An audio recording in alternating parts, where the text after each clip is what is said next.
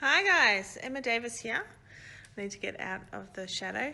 I am a veterinary career coach and I'm a veterinarian and I'm a veterinary business coach, and I help people transform their careers and transform their businesses to where they're making money and they love it. So that's my job. It's awesome. I love it. I've been meeting with heaps of people this week, and hi Elizabeth. And I've impacted some lives and made some people a lot happier and help people show them simple things they can change and make their whole world a whole lot better. And I just saw something from Gary V actually on hello. If you're watching later on, just write hashtag replay and let me know where you're dialing in from. And if you're watching now, just send me some likes and some love, and that's great to have you guys watching. Thank you. So I just watched a Gary V podcast, one of those snippets on LinkedIn, and it was like, if you don't like your job, then leave. And he said that the biggest tragedy was 20-year-olds who spend 2 or 3 years in a job that they knew wasn't for them 2 to 3 weeks into being at that job. And he said that, people would stay in a place that they knew didn't fit for them because they were worried about what people thought, like future employers would think, if they saw that they'd only stayed in a place for a couple of weeks.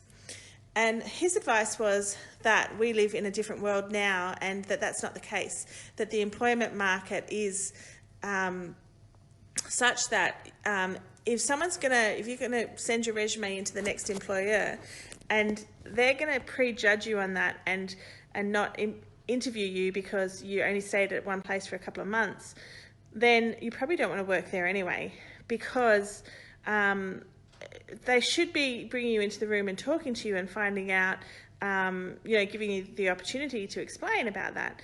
And so with vets, it came to mind with me that, I stayed in jobs that I knew, or I took jobs that weren't quite right for me. And I thought that as a new grad, I could influence that workplace. I could make it better. But in fact, you don't want to do that at all. If that's a big warning sign, if you are thinking, oh, that's okay, it's not perfect, but I can do this and that with it, and I can help them by this and that. No, that is upside down thinking, because as a new graduate veterinarian, you are the asset. You come with a whole lot of fresh knowledge.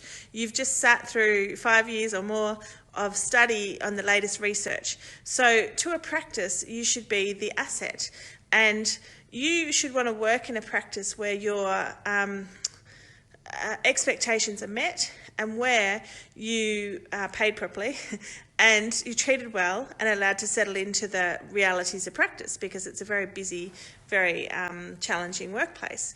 And so if you have a sense that this isn't the place for you, if they said some things in the first few weeks, like if they said you're going to get this support for the first 6 months, but in the first few weeks it was evident that you're not going to get the support, then it's okay just to leave, okay? Just go get another job. Just walk out.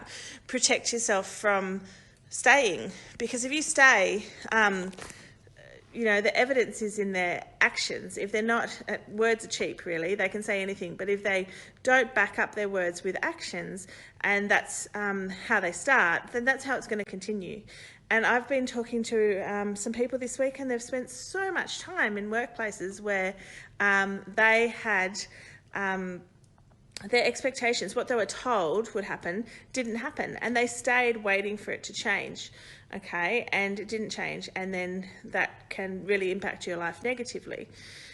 Likewise, if you want to pick a practice that elevates you, that the people above you, like that have been there longer, and the bosses are working at a level that you aspire to, okay? You want to be surrounded by people who you want to be just like, okay? So you want to really resonate with those people and see how good they are in consults, how well they look after their people, their clients, how well they look after their team, and you want to aspire to be them. So if that's who you are, who you're meeting in the job interview, then go for that job.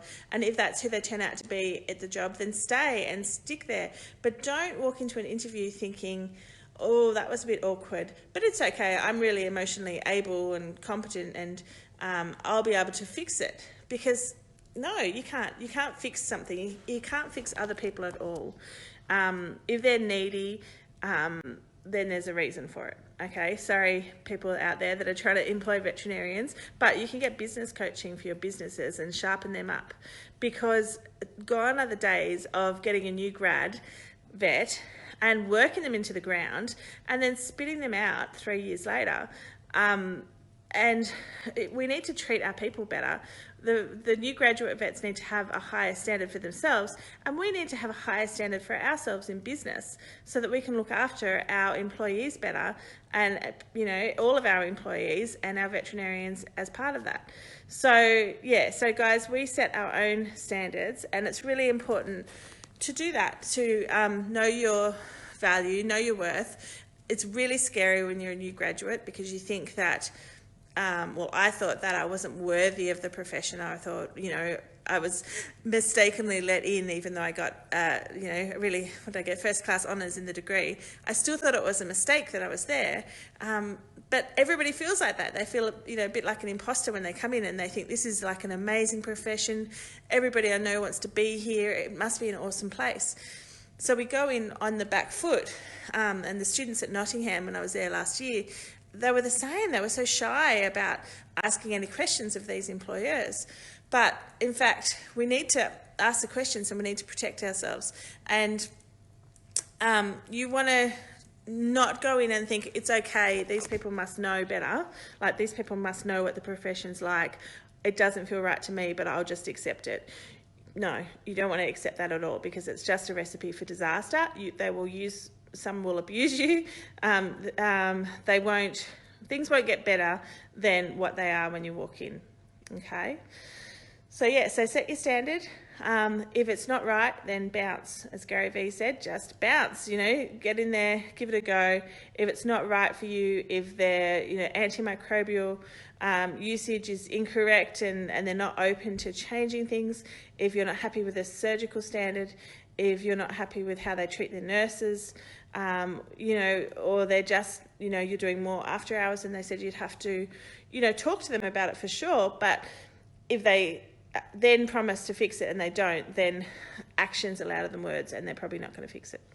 So, so look after yourselves. I just want to say, gone are the days of taking in new grads, using them till they burn out, and then throwing them away and getting another one, because it's not cool. That's why we've got so many issues in our profession.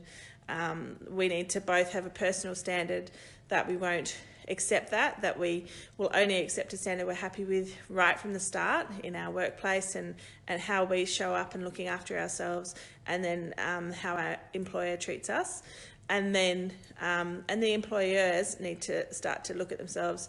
Not all of you, some of you are awesome and you're doing great business and making lots of money and doing things great. But if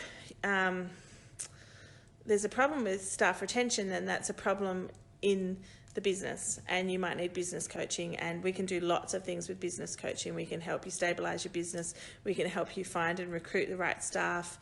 We can help you get a higher turnover, less stress, more organisation, more systems, better HR systems. There's heaps of things we can do with business coaching that will make your lives better, will make you a happier person, will make you more able to run a business really well, and then be able to find and retain excellent staff, and life will get better and better on the up.